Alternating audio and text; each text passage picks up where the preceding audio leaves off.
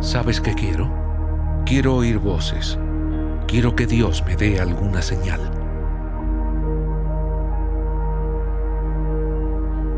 «56 años después de la explosión que le quitó la vida a 78 mineros, más de 100 familiares se reúnen para recordar el incidente de la mina número 9 de Farmington y recordar a aquellos que murieron.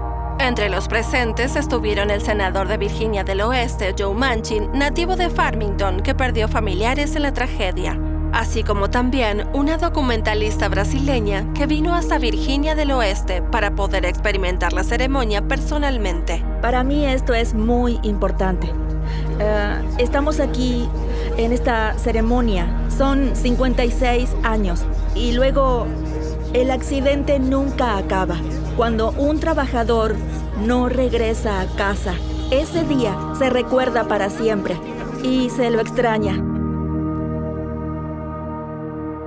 Andresa Araújo presenta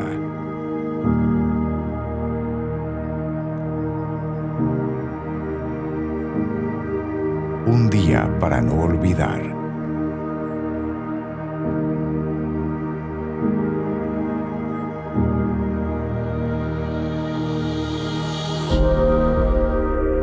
Noviembre de 1968, 5:30 de la mañana.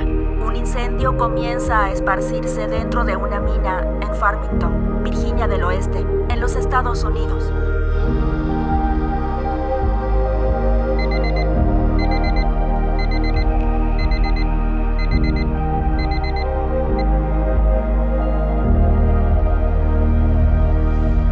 Florida, Estados Unidos.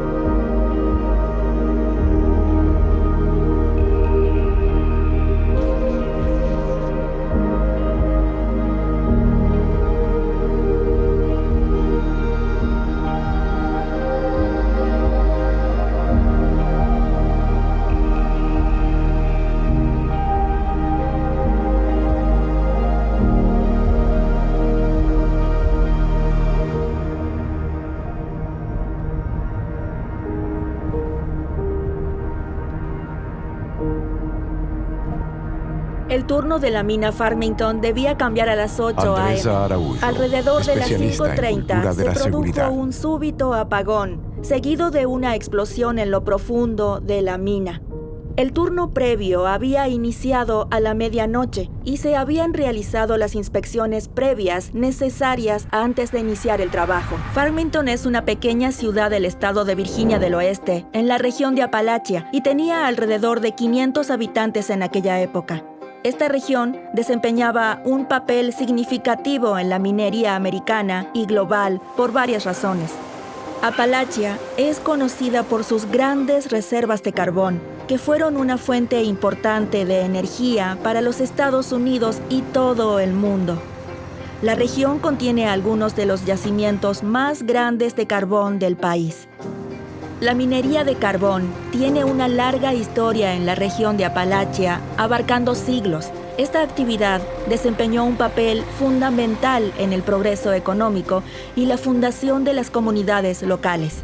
La minería de carbón es una industria importante en toda la región de Apalachia, que proporciona empleos y genera ganancias para todas las comunidades vecinas.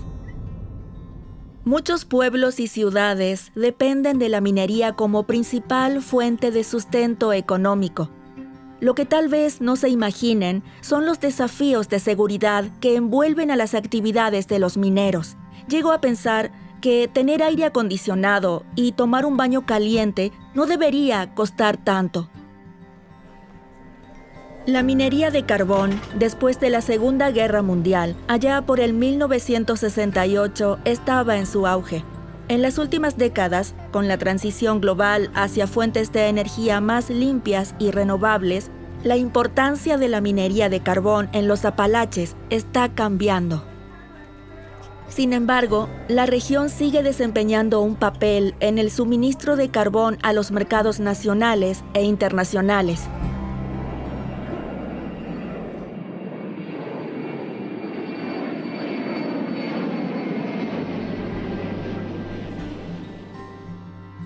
La vida en Farmington era muy tranquila, montañas, pesca e iglesia.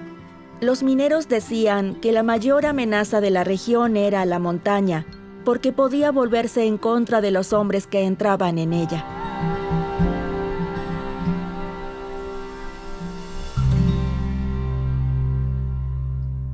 La mina involucrada en el desastre de Farmington fue la mina Consol número 9. Esta mina fue fundada en 1902, por lo que, en el momento del accidente en 1968, esta mina tenía 66 años. La vida útil de una mina como esta podría llegar hasta los 100 años.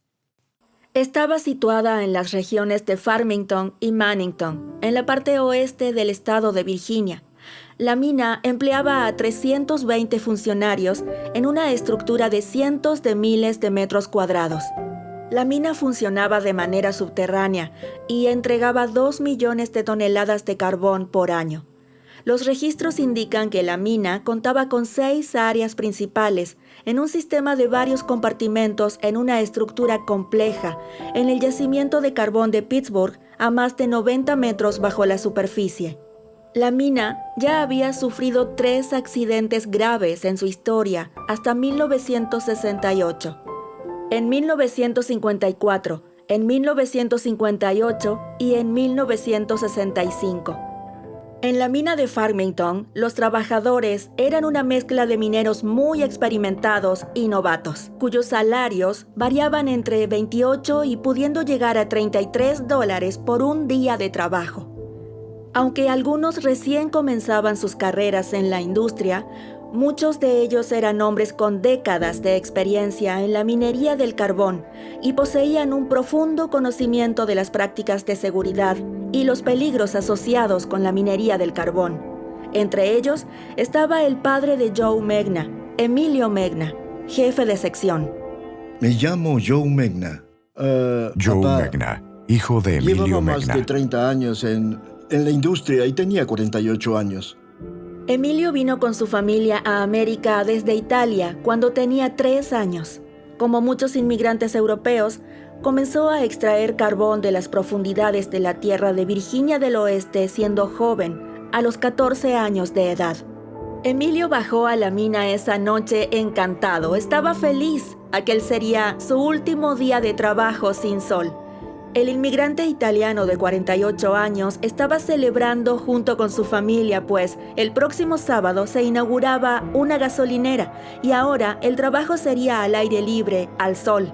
Su hijo Joe intentó persuadirlo, mas él fue fiel y dijo que necesitaba terminar el trabajo de la misma manera que lo había comenzado. Me llevó a casa de un amigo a pasar la noche. Recuerdo haberle dicho, no vayas a trabajar. Mejor vayamos de pesca. Bueno, él dijo, no, les debo mucho. Bien, pues, me dijo, quizás por primera vez, él se acercó y me dijo, sé bueno, te amo, te veré mañana. Aquel jueves, 20 de noviembre de 1968, fue un día que quedó marcado en la historia de la seguridad laboral. Emilio y otros 98 hombres fueron al subsuelo de la mina para el turno nocturno. La temperatura estaba bajo cero. La humedad y la presión atmosférica estaban bajas y el viento no dejaba de soplar. Fue en el mes de noviembre, una época de frío extremo en la región donde está localizada la mina. Es normal que haya un cambio en la dinámica de los gases del ambiente, principalmente el metano y el monóxido de carbono, que son gases presentes en esta condición porque con la temperatura asociada a la baja presión atmosférica, naturalmente se vuelven más densos, dificultando la circulación del gas. Esto vuelve una necesidad obligatoria el que los sistemas de escape funcionen para tener condiciones de trabajo seguras dentro de la mina y no se acumulen gases que podrían provocar una gran explosión en caso de una ignición. Me llamo Sharon Cleland, Sharon pero Cleland, soy una Cartwright. hija de David B. Cartwright. Mi papá era David Cartwright y él murió en la explosión de la mina 9. Éramos 5 hermanos. El mayor tenía 10 años y el menor 11 meses. La noche en que sucedió, papá no quería ir a trabajar esa noche. Estaba enfermo, no se sentía nada bien. Y mi mamá decía, David, si no quieres ir, no vayas. Y él dijo, pero si no trabajo, no podré alimentar a mis hijos. Y cuando mamá se acostó, la oímos rezando, ¿sabes? Cuida a David, protégelo, que pueda volver a casa. Mientras los mineros trabajaban, sus familias dormían. Un mecánico es llamado de urgencia para resolver un problema eléctrico. Luego, hubo un breve corte de energía que pronto volvió. Sin embargo, en el lado oeste de la mina, nadie respondía a la radio. Las luces empezaron a apagarse y la mina empezó a temblar. Emilio y sus compañeros tristemente no sabían lo que les aguardaba en el interior de aquella mina en esa fría madrugada. Creo que eran tal vez las 7 en punto o algo así. La madre de Danny me llamó y dijo, ¿dónde trabaja tu padre? Y dije, la mina número 9. Y me dijo, la mina explotó. Aunque todo indica que el primer temblor fue a las 5:30 de la mañana, solo era la primera de una serie de explosiones que ocurrirían ese día en el complejo minero subterráneo de Farmington. Las explosiones en la mina de Farmington fueron intensas debido a la presencia de una gran cantidad de gases inflamables acumulado en las galerías de la mina. La liberación de metano durante la extracción de carbón es inherente al proceso, ya que este metano se almacena en fisuras y poros dentro de la propia roca, por lo que a medida que avanza la exploración, este metano se libera, creando una atmósfera explosiva en el ambiente que, combinado con el polvo de carbón, también inherente a la extracción del carbón, termina por crear una atmósfera que exige aún mayor cuidado en las personas encargadas del trabajo. Al momento de la explosión, la mina liberaba 8 millones de pies cúbicos de metano cada 24 horas, más del doble de lo ocurrido en el primer incidente de 1954. Los residentes dicen que el sonido de las explosiones era audible desde gran distancia, alertando a los residentes locales y a los de las ciudades vecinas sobre la gran tragedia que estaba ocurriendo dentro de la mina. Eran las 8 en punto, cuando comenzamos a levantarnos. Vimos a mamá sentada en la mesa bebiendo su café, pero estaba llorando. Y Katy, la mayor, preguntó, «Mamá, ¿qué pasa?» Y ella dijo, «Recibí noticias de nuestra pastora». Era el marido de nuestra pastora. Sobre una explosión en las minas donde estaba trabajando papá. Yo era la niña de papá, la hija del medio, la consentida. Y pensé, bueno, pero él regresará, lo hará, ¿sabes? Y pasaron las horas y no volvió. Verlo los domingos. Él iba los domingos a una estación de radio. Él cantaba en la estación de radio y llevaba a mi otra hermana. Y cuando tenía 3 años, le decía, «Llévame, por favor, papi, por favor, llévame». Y decía, «No te llevaré, no». Pero un domingo mamá dijo, «Solo hazlo. Y si no le gusta, no la vuelvas a llevar». Y así comencé a cantar, porque papá me llevó a la estación de radio. Y entonces, yo canté. Y no sé si ustedes conocen la canción He Touched Me, pero mi tío tiene la última cinta de mí cantando la canción He Touched Me. Y qué alegría me daba hacerlo. Poder cantar con mi padre, y ya no pude hacerlo. Las explosiones en las minas de carbón pueden producir ondas de choque que viajan grandes distancias y causan vibraciones notables en el suelo. Las explosiones en la mina 9 lanzaron una nube de humo de más de 45 metros de altura desde la boca de la mina. Uno de ellos fue capturado en una fotografía icónica por el entonces fotógrafo de la Gaceta de Charleston, Lawrence Pierce.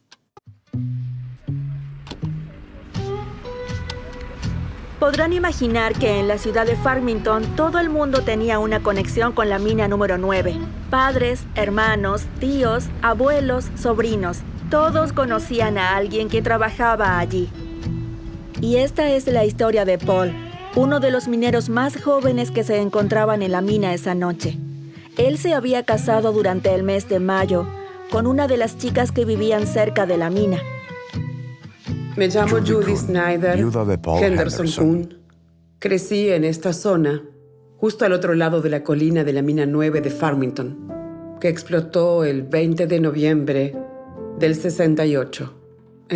Puedo decirles que la mina número 9 era la gran empleadora de esta zona, así que claro, todo el mundo trabajaba allí y aunque generaba empleo, no era particularmente segura. Al enterarse del accidente, las familias de los mineros corrieron a la sede de la mina para obtener noticias de sus familiares. Había una tienda de la empresa, así que todos nos reunimos allí y nos quedamos afuera. Hacía un frío descomunal. La policía estatal iba y venía. Vimos a algunos miembros del equipo de rescate acercándose a la pendiente. Esperamos dentro a que alguien nos dijera algo, cosa que nadie hizo, porque nadie sabía nada. Uno de los oficiales dijo que las ratas ya estaban comiéndose los cuerpos. Sí, eso no me agradó. Y bien, hice algo al respecto. En fin, algunos oficiales eran mis amigos. Me subieron al móvil y me dijeron, bien, bájate, ve a casa, sé bueno. Y lo hice. Fui a casa y esperé. Y pues, nunca nos dijeron nada. Muchos hijos de mineros pasaron el día en la escuela angustiados, sin noticias de sus padres. Uno de ellos era un niño de 14 años, James Matish, quien recibió la noticia de la explosión de la mina por parte de su madre junto con el director de la escuela. James, a pesar de estar preocupado por su padre, decidió quedarse en la escuela ese día, porque para su padre la educación era lo primero y quería honrarlo. Mi primer recuerdo de la explosión de esa mañana fue alrededor de las 5:20. Hijo de Frank dormía Matish. profundamente y de repente sentí que todo mi cuerpo temblaba. Y miré el reloj y eran las 5:20 y estaba teniendo un sueño en mi mente donde había hombres en las minas y uno de ellos gritaba «Fuego en el hoyo, fuego en el hoyo, fuego en el hoyo». Y lo siguiente que supimos fue que hubo una gran explosión y todo se iluminó y luego todo se oscureció. Y no sé por qué eso estaba en mi mente, aparte del hecho de que mi padre había sido herido dentro de las minas unas semanas antes. Mi madre y él hablaban mientras yo me iba a dormir y vivíamos en un pequeño campamento minero, así que las casas eran pequeñas. Y aunque estaba en otra habitación, podía oírlos hablar de eso.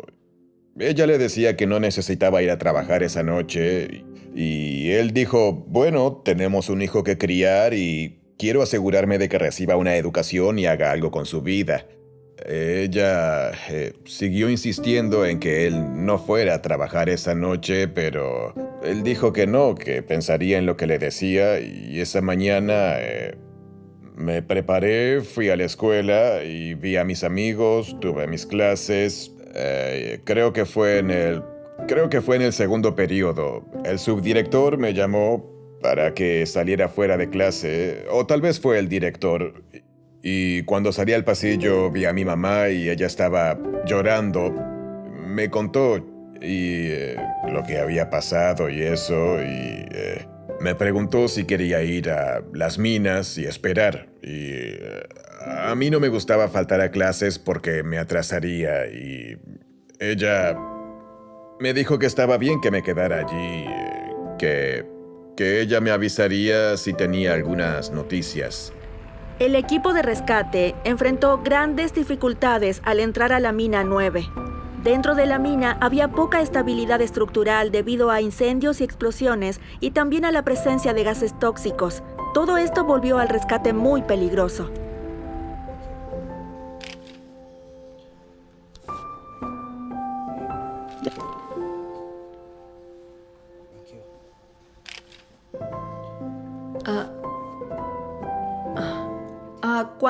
¿Cuántos de ellos pudieron salir de allí?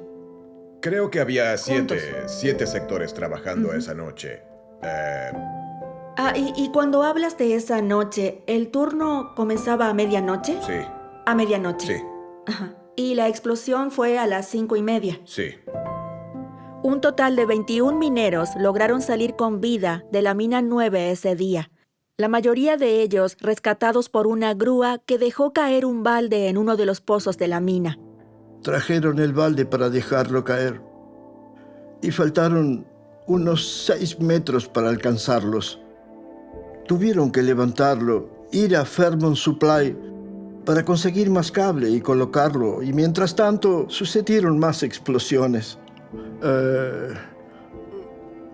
Hubo desmayos. Ellos lograron instalar el cable. No imagino por lo que esos hombres pasaron. Ya saben, y estábamos esperando que mi padre fuera uno de los que saliera, pero eso no sucedió. 24 horas luego de las explosiones, aquella tragedia ya era noticia en los principales periódicos nacionales e internacionales. En Farmington, ese día, ningún niño fue a la escuela. Las 12 escuelas del condado estaban cerradas. El New York Times publicó un artículo sobre el historial de violaciones de seguridad que la mina 9 había acumulado. El presidente de la Unión de Trabajadores de Minas de América, Tony Boyle, prometió en una conferencia de prensa luchar por mejores regulaciones de seguridad para los trabajadores mineros. Había muchos reporteros de noticias allí. Gente de revistas. Sí, esta fue la primera vez que vi algo en mi vida. Tengo todos los periódicos con las fotos. Todo fue tan... es lo más grande que me ha pasado jamás. Recuerdo la prensa. Yo recuerdo la prensa. Y cómo escribían historias y las distorsionaban. Y realmente no decían la verdad.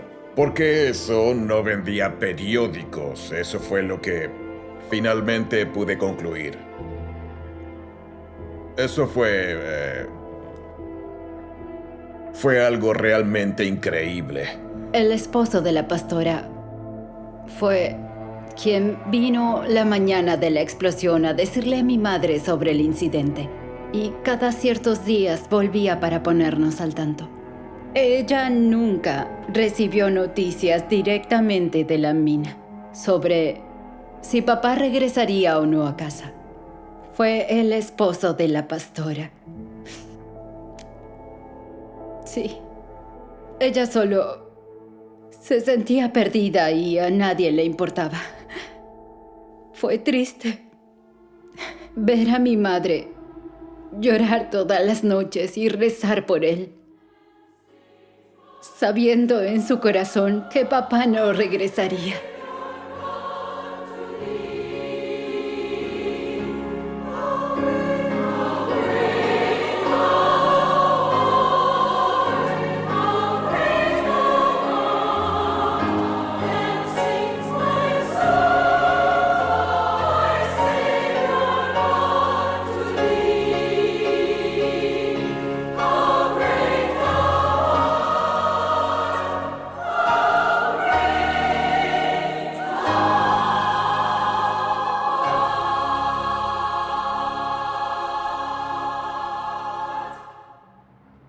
En la Iglesia Metodista Unida, en la mañana del segundo día, madres y niños se unieron en oración.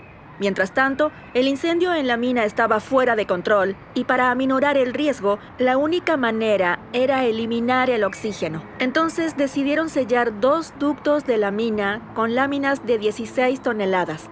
La gente mantuvo una vigilia en la mina mientras los trabajadores de la Cruz Roja servían bebidas calientes. Al mismo tiempo, en la tienda de la empresa, en el centro, se emitían cheques de emergencia para las familias. Un día nos dijeron a todos que debíamos reunirnos en la pequeña iglesia que estaba al pie de la colina. Y entonces nos reunimos todos allí y, según lo que recuerdo, había casi 70 esposas y probablemente, si no me equivoco, había entre 250 y 350 niños. Y todos se reunieron en esa iglesia. Y fue algo que nunca jamás querrías experimentar. El tener a tantas personas en un mismo lugar al mismo tiempo, escuchando que los 78 hombres atrapados en las minas iban a ser abandonados. Eso fue algo horrible. Los gritos, el llanto, las lágrimas, algo que no se puede comprender. Al final del segundo día, la mina seguía ardiendo. Los conductos de ventilación enviaban llamas de más de 30 metros de altura. Al anochecer, la empresa confirmó los nombres de los 78 mineros desaparecidos. La madrugada del tercer día comenzó con una explosión muy fuerte. La explosión disparó hacia el cielo un tanque de 1000 galones. Escombros de la explosión podían encontrarse hasta 1 kilómetro de distancia. Miramos hacia afuera y mamá dijo que miró hacia afuera y luego, por supuesto, fuimos a mirar y ella dijo que el cielo era de un color rojizo. Y dijo que ella sentía en el fondo del corazón que papá no regresaría. Una mina de carbón está formada por varias galerías interconectadas. Cuando tenemos un escenario de una explosión como la que ocurrió en el accidente, es natural que tengamos un gran incendio y que se propague por toda la mina. Asociado a esto, tenemos una estructura comprometida, lo que hace muy difícil cualquier iniciativa de rescate, desde la extinción del incendio hasta el rescate de las víctimas del lugar. En este punto, algunas decisiones difíciles empiezan a aparecer. Debido a la gravedad de la situación, los rescatistas se enfrentan a un dilema moral. Seguir arriesgando sus vidas para intentar rescatar a los mineros o detener la operación. Además, el tercer día trajo noticias devastadoras. Las muestras de calidad del aire tomadas dentro de la mina muestran que el oxígeno presente no podía sostener la vida debido a la gran cantidad de dióxido de carbono y metano. La única ala de la mina donde las muestras de calidad del aire dieron positivo fue el ala este, precisamente un ala donde no se produjeron explosiones. Las familias permanecieron en vela en la iglesia. Las escuelas reabrieron, pero algunos niños no regresaron. Algunos incluso se negaron a comer. ¿Saben? Despedir a tu padre esperando que regrese era nuestra rutina. Siempre dije que era la niña de papá. Y yo ni siquiera desayunaba hasta que él regresara. No lo recuerdo completamente, pero Katy dijo que pasaron varias semanas hasta que volví a desayunar. Había una gran tristeza en Farmington. Mientras algunos creían que los mineros desaparecidos serían rescatados con vida, otros comenzaron a darse por vencidos, asumiendo que esa era una realidad de la profesión. La realidad de los mineros de la mina 9 era esa. La mina estaba en su peor estado de conservación. El polvo de carbón llegaba hasta las rodillas. La falta de un sistema de ventilación adecuado puede atribuirse a varias razones, incluida la falta de mantenimiento. Quizá incluso tenga un sistema de ventilación, pero si no se ha realizado un mantenimiento preventivo y correctivo de forma adecuada, este sistema pronto se depreciará y no funcionará correctamente. También falta una regulación adecuada, por lo que algunas empresas deciden operar sin tener un sistema y sin seguir parámetros adecuados para la ventilación. También se puede atribuir a la falta de conocimiento sobre el riesgo y peligro asociado a un sistema de ventilación adecuado y claro, además la falta de inversión en las condiciones seguras para operar. La priorización de estas inversiones, ¿quién la controlaba? ¿Cuáles eran las inversiones más importantes para poder garantizar la seguridad, el bienestar y luego la productividad en el interior de la mina? Recuerdo el fin de semana, antes de la explosión, a papá hablar de cómo las condiciones en la mina habían cambiado y se deterioraban. Y que no había suficiente polvo de roca, trabajaban en polvo de carbón hasta las rodillas y él tenía miedo de que la mina fuera a explotar. Si tan solo hubieran escuchado a los hombres sobre lo mal que estaban allí abajo y que casi no podían respirar, no podían trabajar bien. Si no estuvieran tan decididos a cumplir con las cuotas. Ya saben, el papá decía que había cuotas que cumplir cada noche. Si no se hubiesen preocupado por eso y más por la seguridad, no creo que esto hubiese pasado. Ese día, los equipos comenzaron a cerrar algunos pozos y abrir otros 2, en un lugar más cercano a donde pudieran estar los mineros. La empresa realizó una conferencia y habló sobre las nuevas perforaciones, pero el lento avance irritó a la gente que los cuestionaban. ¿No lo intentan mejor porque creen que no hay nadie allí? Tienen que intentarlo. Tenemos esperanza. Sabemos que están vivos. Tienen que comunicarse con ellos. La empresa solo les respondió, hay un límite para lo que podemos hacer. La espera fue horrible. Tú crees que es difícil, pero ves a otras familias con, creo que 14 o 16 hijos. ¿Cómo es posible que esa mujer, ella tenía asegurado el cielo mucho antes de que pensar en ello, tener tantos hijos?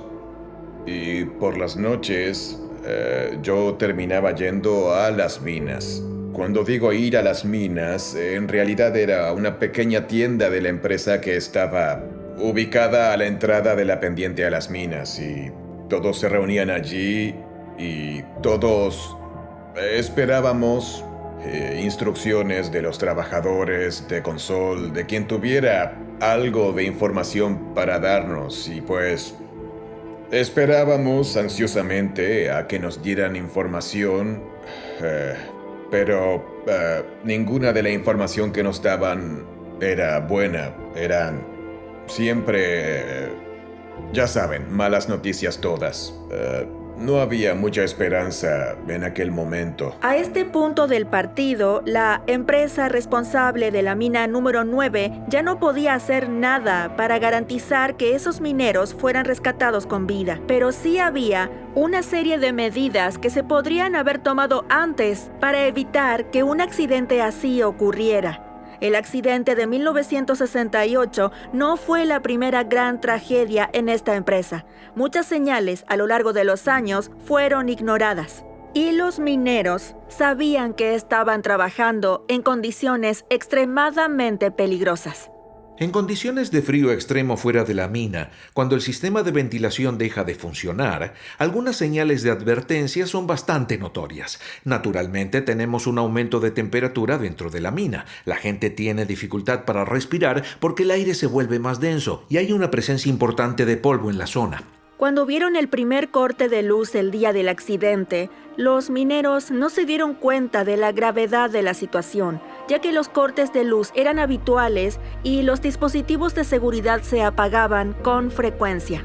Había mucho gas, poco aire, mucho polvo de carbón y poco polvo de roca. Ellos lucharon valientemente contra el polvo que impregnaba las máquinas y los equipos. Luego descubrí que mi esposo no siempre me lo decía y sé que algunos de los otros tampoco, pero cuando las cosas estaban mal en las minas, ya sabes, si el aire era malo o si la ventilación fallaba y tenían que irse, no siempre te lo decían porque no querían preocuparnos. Pero me enteré mucho después que él, en la mina, la ventilación estaba apagada esa noche y nadie les advirtió. Y pues el gas se derramó y luego explotó. Es importante señalar que 4 meses antes del accidente, uno de los compresores de la mina se incendió. Se demostró que los inspectores pasaron por alto las inconformidades y situaciones de riesgo.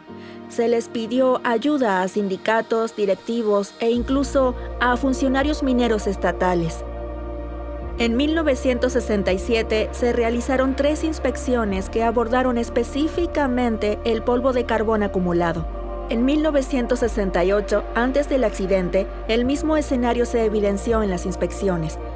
19 días antes de la explosión, una nueva inspección indicó la misma situación, además del riesgo de incendio por acumulación de metano. Nos dijo que la cima de la montaña seguramente explotaría debido al polvo y también a la falta de mantenimiento. Él lo sabía y estaba muy preocupado. El polvo era tan denso en el interior de la mina que los trabajadores no podían verse entre sí. Cuando los mineros hablaron con los directivos sobre la situación, ellos les respondieron: si lo que ustedes dicen que sucede es verdad, entonces es porque alguien no está cumpliendo con su trabajo. Los mineros pensaron: ¿por qué los directivos no entienden realmente su trabajo? Cuando le informaron de esto al Comité de Seguridad y al sindicato, no resolvieron nada. Estos mineros fueron capaces de predecir su propia muerte antes de noviembre de 1968. El presidente de la compañía, John Corcoran, hizo una declaración prometiendo que no sellaría la mina mientras hubiera alguna posibilidad de que hubiera alguien con vida dentro. Realizaron 2 inspecciones, pero aportaron poca información y casi ninguna esperanza a las familias de los mineros. Algunos familiares se negaron a regresar a sus hogares y optaron por dormir en la iglesia. La pregunta que todos se hacían era: ¿por qué los mineros no podían salir de la mina? Son varias las razones que podemos señalar que dificultaron la evacuación de los mineros atrapados en la mina en los primeros momentos de la explosión. El incendio se propagó rápidamente. La falta de avisos y alertas previos, o el denso humo oscuro que emergía, o también los túneles laberínticos, estrechos y pequeños, y claro, el pánico, la desesperación provocada por la emergencia. Todas estas son algunas de las razones que se pueden señalar en la dificultad para evacuar la mina y los mineros. A principios del 6º día, los resultados de las muestras de aire revelaron que el aire dentro de la mina no podía sustentar la vida. En el lugar donde se recogieron estas muestras, se cree que había entre 2 y 3 equipos de mineros. Cuando un incendio de esta magnitud se prolonga durante días, es natural que las condiciones se vuelvan cada vez menos favorables para el mantenimiento de la vida. El propio fuego consume el oxígeno presente en las galerías. Hay una generación importante de monóxido de carbono, que es un gas tóxico para los humanos, y tenemos el calor extremo que también dificulta mantener la vida en casos como este. Sume estos factores y se producirá un incendio con explosiones que continuarán en el tiempo, afectando naturalmente las estructuras de las galerías, donde los derrumbes se podrían sentir en la superficie, lo que haría muy difícil que hubiera sobrevivientes. En esta jornada también se utilizó un micrófono de alta precisión capaz de captar un susurro a 30 metros de distancia. Pero el único sonido que captaron fue el goteo del agua. En ese momento hubo mucha movilización para ayudar a las familias. Enviaron cartas y tarjetas. Aún las conservo. Fue muy bonito. Algunas personas enviaron dinero. Mucho dinero fue enviado a la ciudad de Farmington, que nunca vimos y no sabemos a dónde fue. También enviaron comida, enviaron cosas para los niños, ¿sabes? Porque se acercaba la Navidad y mucha gente solo escribió muchas tarjetas y cartas. Todos las recibimos. El equipo de rescate recibió varias sugerencias sobre cómo llegar a los mineros, pero ninguna se consideró viable. Un hombre dijo que había tenido una visión y sabía dónde estaban los mineros y pidió que los subieran a un avión. Otros mineros de minas cercanas se negaron a entrar a la mina a trabajar ese día porque lo consideraban inseguro. Advirtieron que solo entrarían después de haber limpiado la mina con polvo de roca. Ese día, las muestras de calidad del aire indicaron que el aire era venenoso, lo que significa que era imposible que alguien sobreviviera en esa situación. Los micrófonos y teléfonos que fueron arrojados a los agujeros no dieron ningún resultado. En muchos de los agujeros arrojaron los micrófonos y estos se derritieron. Así de caliente estaba la mina. La cobertura mediática fue constante. Ese día, en Washington, se celebró una conferencia de prensa que causó gran conmoción en todo Estados Unidos y Canadá. Ellos dijeron que la ley era terriblemente débil y defendieron los derechos de las empresas. Los mineros informaron que sabían exactamente qué día los inspectores estatales y federales realizarían visitas de seguridad a las minas. ¿El accidente podría haberse evitado? Seguramente, algunas medidas, si se implementaran, podrían evitar este accidente, comenzando con los procesos de lecciones aprendidas.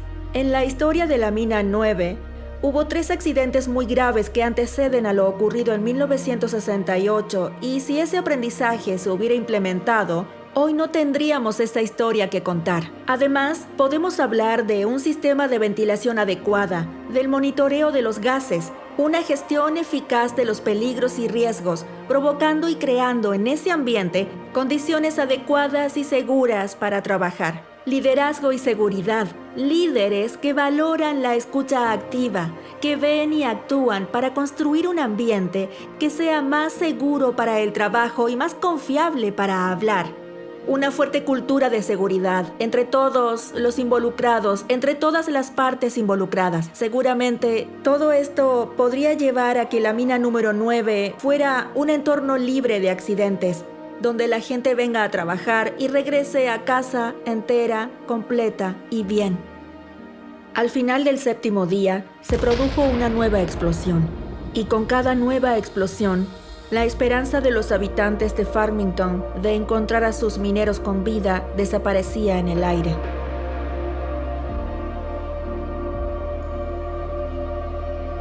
El 8º día fue la víspera de Acción de Gracias. Ese día sonó la alarma durante 20 minutos y se colocaron nuevamente micrófonos en los pozos. No hubo respuesta. Solo el sonido del agua.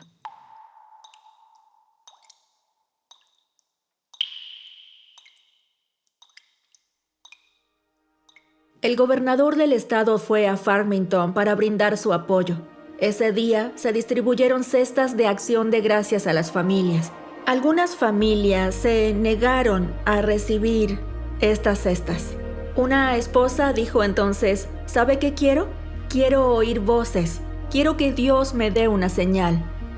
Mientras tanto, las muestras de calidad del aire dentro de la mina continuaron indicando que el aire era venenoso e incompatible con la vida. Pero si este trabajo era tan peligroso, ¿por qué los mineros no protestaron por estas condiciones laborales? Para responder a esta pregunta, necesito remontarme a un accidente que precedió a lo ocurrido en 1968. Un accidente del año 1954, donde luego de este accidente se identificó que los mineros tenían miedo de hablar sobre las condiciones de seguridad a las que estaban expuestos. Además de eso, los mineros recibían bonos por productividad Y si planteaban alguna situación relacionada con las condiciones de seguridad de su trabajo, algún reclamo, se les asignaba a trabajar en la zona más alejada, más sucia y más solitaria. Todo esto creó entonces una situación de miedo a hablar, miedo a las represalias y también miedo a la posible pérdida del propio trabajo. Por eso era muy común que en los informes realizados durante los cambios de turno, las condiciones fueran positivas para poder entrar y realizar el trabajo. Todo parecía seguro. Los registros de 1967 indican que de 5.400 minas de carbón activas en el país, el 82% tenía problemas con violaciones de seguridad. No estoy segura de que a la empresa le importe algo más que el dinero. Tienes que producir carbón. Te empujarán hasta tus límites para producir el carbón y obtener su dinero. Pero la gente tiene que vivir. Cabe destacar la importancia de proteger los derechos de los trabajadores y promover una cultura de seguridad donde sepan que es seguro realizar una tarea, que es seguro hablar de condiciones de seguridad relacionado con tu trabajo o tu actividad.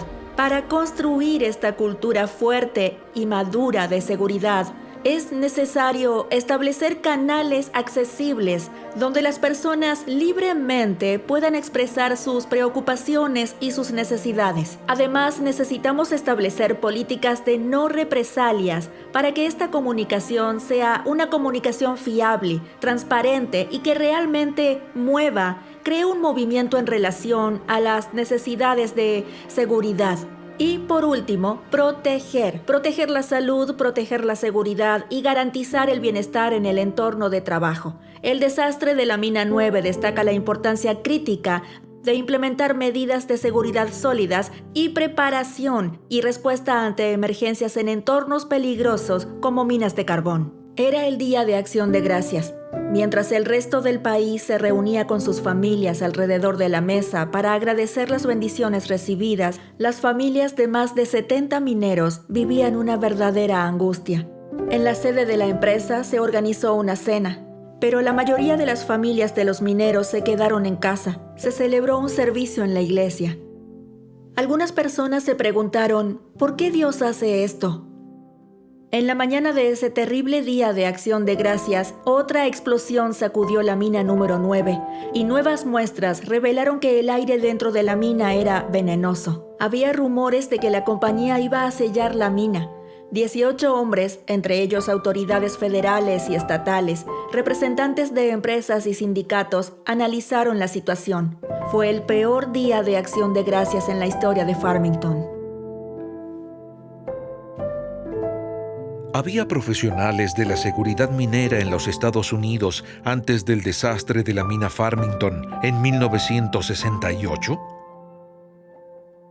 Sí, es posible identificar que en ese momento los profesionales estaban en la fase de desarrollo. Ya existían cursos específicos, incluso de seguridad y minería, pero eran menos completos.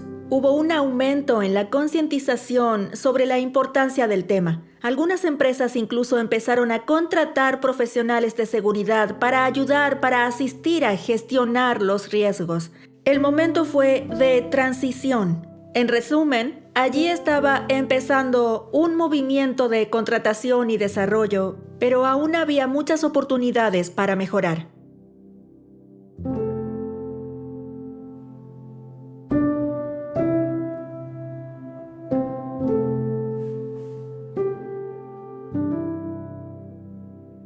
El aire dentro de la mina era venenoso y aun si esos trabajadores hubieran sobrevivido a las 20 explosiones y otras explosiones menores que ocurrieron, aún así estarían sin aire. Así que, tristemente, en ese momento la única solución para controlar el peligro era sellar la mina. Claro que la cuestión en ese momento era, pues, si todavía estaban tratando de llevar aire a las minas para los mineros, entonces estaban avivando las llamas de las explosiones y creando una situación peor que causaba que siguieran explotando.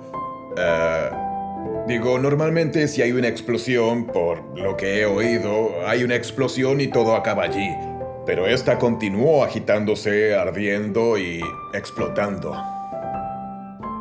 Luego, al 10º día, llamaron a las familias para que fueran a la iglesia, y allí, el presidente de la compañía, John Corcoran, hizo el anuncio e hizo oficial lo que todos temían.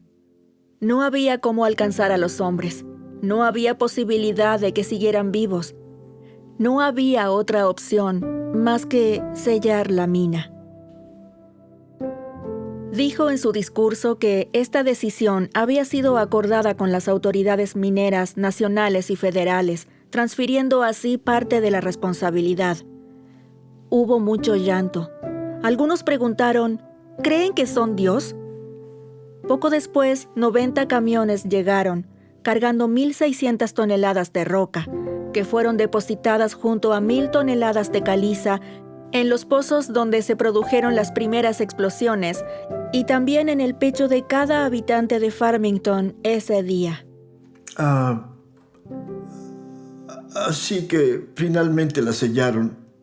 Y cuando la sellaron, todo se acabó. No había esperanza de que saliera nadie. Solo la sellaron. Y ahí acabó todo. Le dije a mis hermanas y a mi mamá, les dije, es la tumba más profunda que hemos visto. Culpé a Dios por muchos años. Por esto. Lo que es normal en los niños, ya saben. Sabía que no era su culpa. Haber crecido sin un padre creo que es una de las cosas más difíciles. Nos perdimos de tanto en lo que respecta a tener a tu padre a tu lado. Tantas cosas. Muchas mujeres siguieron sus vidas, pero hubo algunas que no. De seguro muchas continuaron con sus vidas, encontraron nuevos esposos, se casaron, tuvieron hijos y todo eso. Pero no había nadie más para mamá, nadie más que papá. Y eso era una lucha. Muchas veces recibimos lo necesario, no lo deseado. El dolor se extendió por las minas de carbón. Fue la muerte de la esperanza.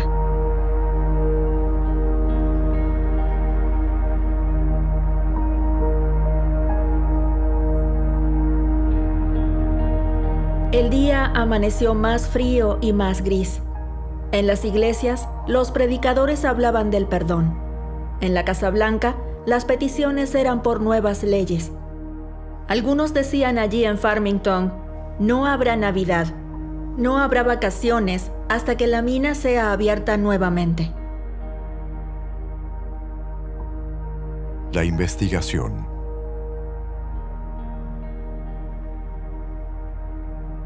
Comenzó ese día la investigación del accidente en la mina número 9. Fueron citados 84 testigos, pero solo 47 comparecieron a las audiencias que duraron 3 días. Entre ellos, el capataz, que entregó el turno y no firmó ni llenó el informe de turno antes de salir de la mina. Se descubrió que las inspecciones del sistema de preparación y respuesta a emergencias eran hechas los domingos por 2 trabajadores de la mina durante 4 horas. Y esto era prácticamente imposible, ya que la mina tenía una dimensión de 22 kilómetros cuadrados. Esto quedó totalmente claro durante las entrevistas con testigos durante el proceso de investigación, porque era realmente imposible realizar una inspección como esa con seguridad. Se reveló durante la investigación que el sistema de ventilación había estado dañado y comprometido por años. No sé si algún día sabremos la verdad, pero sí sé que hubo informes que decían que el sistema de ventilación falló. Y que, ya saben, que fue ignorado.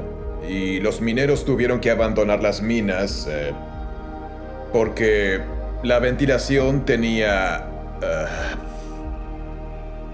un dispositivo llamado sistemas de alarma FEMCO que supuestamente activaba las alarmas en los baños y en otros lugares para alertar a las autoridades de que el ventilador no funcionaba. Cuando el ventilador se apaga, la ventilación en las minas se interrumpe y en consecuencia no es seguro realizar allí el trabajo. Y hubo evidencia descubierta luego de un tiempo de que se demostró que se había utilizado un conjunto de cables puente para rodear el sistema de alarma FEMCO, evitando que la alarma sonara. Porque si la alarma suena durante un tiempo, según entiendo, la corriente se cortaba en las minas, lo que obligaba a los trabajadores a retirarse. Y así sucedió. Sabemos que sucedió, pero no lo supimos a tiempo para que sirvieran nuestras demandas. Nos dijeron que el plazo de prescripción se acabó. Así que nadie afrontó la responsabilidad. Tuvimos la oportunidad, si quieren llamarlo así, de ver a uno de los electricistas. Vivía en Vermont y cuando supimos quién era, unas 4 o 5 personas, fuimos a tocar su puerta. Le preguntamos, por favor, dinos, ¿quién te ordenó hacerlo? ¿Por qué lo hiciste? Le hicimos preguntas y claro, él estaba furioso. Y bueno, no le agradó la idea de que la gente supiera acerca de eso. Y dijo, no se preocupen por ello. Dijo, supérenlo, no se preocupen, supérenlo.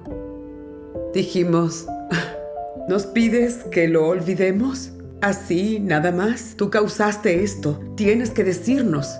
Y él solo se resistió a hablar. Se lo veía muy enfadado, porque la gente sabía, pero nunca habló. Los sobrevivientes de esta tragedia se negaron a calificar lo ocurrido como un accidente, ya que ninguna medida de prevención y control fue tomada antes de que ocurriera la tragedia. No creo que fuera un accidente. Solo siento que todo se trató sobre el dinero y no sobre los hombres, los trabajadores. Y yo me iré a la tumba creyendo que así no debería decirlo, pero para mí fue un asesinato. Mataron a 78 hombres por no querer escuchar. La verdad, no creo que existan accidentes en las minas. Son causados. Si te detienes, miras, escuchas y piensas, no sucederá. Todo es error humano. Todo es error humano. Es revisar que la ventilación funcione, que hay suficiente aire circulando en la mina. Solo pensar que de haber tenido el equipo adecuado, la ventilación adecuada, yo podría haber tenido a mi papá. Mi familia habría tenido a nuestro papá. No tendríamos que sufrir como lo hicimos. Gary Martin, él era uno de los chicos del balde, los últimos que salieron. Le dije, Gary, ¿tú qué crees que pasó? Me miró y me dijo, 78 asesinatos.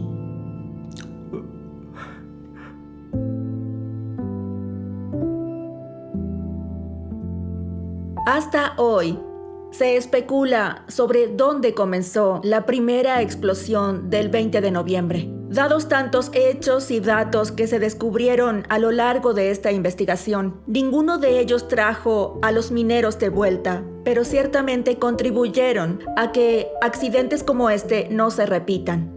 Esta investigación fue hace muchos años concluida y cerrada. Lo que queda abierto es el 20 de noviembre de 1968.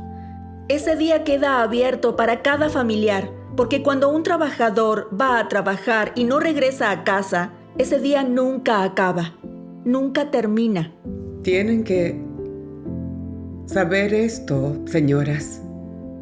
Si tienen un hombre allí y algo así sucede, nunca termina. Nunca termina. Y tienes que hacerlo, tienes que decirle, vamos, intentemos. Intentemos que lo solucionen, porque no pueden hacernos esto. Porque tu vida no será la misma. Y tus hijos lo sufrirán. Y nadie puede olvidar eso. Porque si lo olvidan, sucederá de nuevo.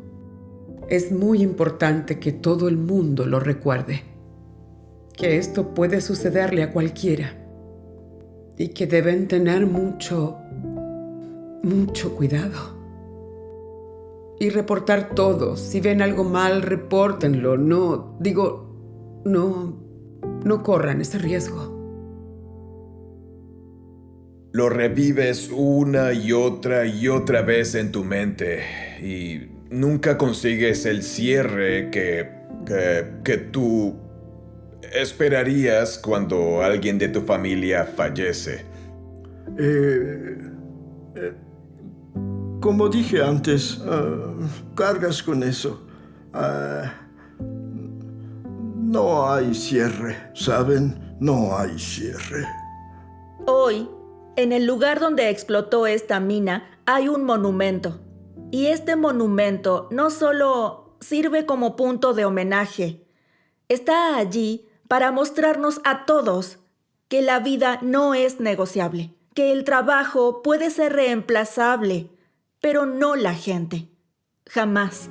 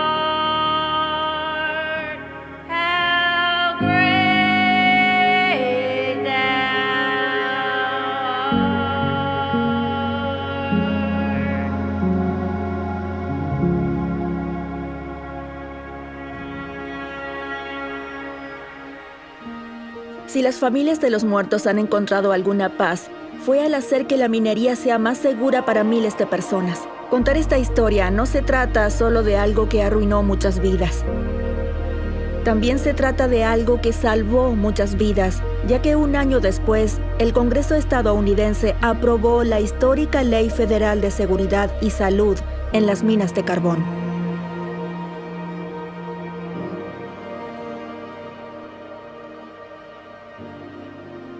Este accidente revela los desafíos de la cultura de seguridad, inducidos por la producción, la paga variable, dependiendo de los volúmenes producidos, falta de supervisión regulatoria adecuada, falta de gestión de riesgos dentro de esa mina con priorización de recursos.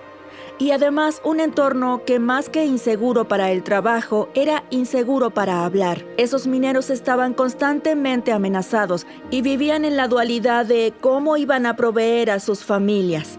Las familias informan que ellos podían identificar los riesgos, pero tenían miedo. Algo que es fundamental es que nos enfoquemos en que no podemos esperar un accidente para que podamos ver las causas y todos los factores que contribuyeron. Es muy fácil señalar las causas con una investigación completa, pero hoy es necesario un empoderamiento de la cultura de seguridad. Esta cultura que se manifiesta en cada elección, en cada decisión, en cada actitud, en cada hábito que comienza con líderes que son ejemplos, líderes que son influencia, líderes que están en el camino del accidente para evitar que esto suceda. Pero la pregunta más importante es cómo construir una fuerte cultura de seguridad, una cultura madura, una cultura que busca la anticipación, una cultura que busca la prevención de accidentes. Parafraseando a Peter Drucker, tenemos que pensar la cultura como estrategia desde el desayuno. Una cultura que se basa en la actitud, no en la teoría. En la práctica, no en la teoría. Una cultura que va más allá de cómo me gustaría que sucedieran las cosas, sino que refleja cómo suceden realmente las cosas. Esta cultura que reúne lo que creo con lo que no negocio. Y estos son los principios que vamos desarrollando a lo largo del tiempo y van madurando y apuntando a ciertos niveles de madurez. Iniciando desde allí en lo patológico, donde tenemos una negación de la cultura de seguridad, un nivel reactivo donde reaccionamos a los sucesos y también a los eventos de seguridad. Un nivel calculador, donde nos convertimos en cumplidores de las reglas y procedimientos con respeto. Un nivel proactivo, un nivel independiente, donde asumimos que la seguridad empieza por mí. Asumimos que la seguridad no está dentro de la seguridad, que no está dentro de los protocolos, sino que empieza por mí. Yo soy el dueño de la seguridad. Me convierto en el dueño de la seguridad y esta seguridad viene desde dentro de los estandartes de las empresas y está encarnado dentro de mí.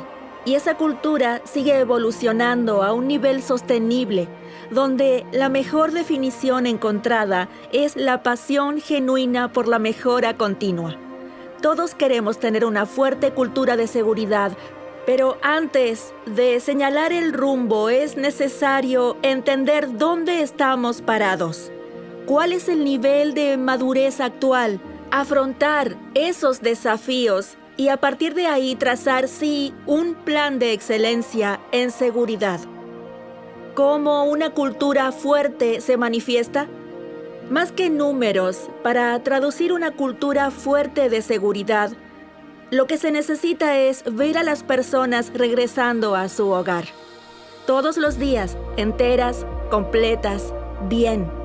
Esta es la mejor traducción de una fuerte cultura de seguridad, que llega antes de la ejecución de la actividad, llega al ciudadano, hace a este ciudadano capaz de hablar de seguridad, de llevar seguridad a todas sus actividades, porque la siguiente actividad no puede ser la última.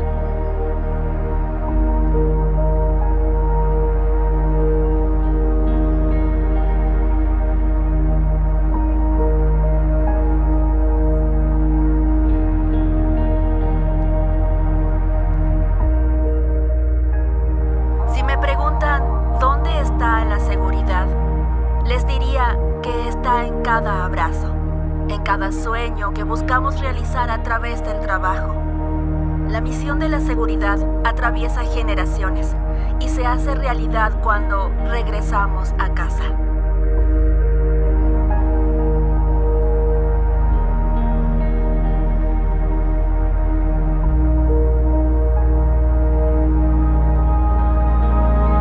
En memoria de los 78 mineros que perdieron sus vidas en el desastre de la mina Consol número 9 en Farmington, Virginia del Oeste, el 20 de noviembre de 1968. Ellos se adentraban a la profundidad de la tierra para sustentar a sus familias. Ellos no regresaron a casa. Perdieron sus vidas en un instante, pero su legado será eterno. Sus nombres no solo están grabados en este monumento conmemorativo, sino que también en la seguridad laboral. Este desastre fue uno de los catalizadores para la creación del Día Mundial de la Seguridad. Una fecha que nos recuerda todos los años que cada vida perdida en accidentes laborales es un precio demasiado alto a pagar. Las explosiones que silenciaron sus voces amplificaron un llamado al cambio. Un llamado que resultó en la Ley Federal de Seguridad y Salud en Minas de Carbón de 1969. La seguridad no es una prioridad que pueda reorganizarse. La seguridad es un valor fundamental e innegociable. La seguridad es el derecho de todo trabajador de regresar a casa al final del día. Sus historias continúan inspirando la lucha por ambientes de trabajo más seguros. Sus recuerdos siguen vivos en cada medida de protección implementada. Sus sacrificios no fueron en vano.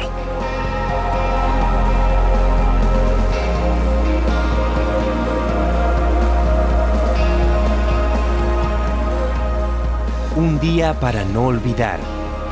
Con las voces en español de Victoria Ancera como Andresa, Jonathan Florit Rosas, James, María Fernanda Rojas, Sharon, Carolina Britos, Judy, Jorge Mancilla, Joe y Aldo Lumbía, Bruno.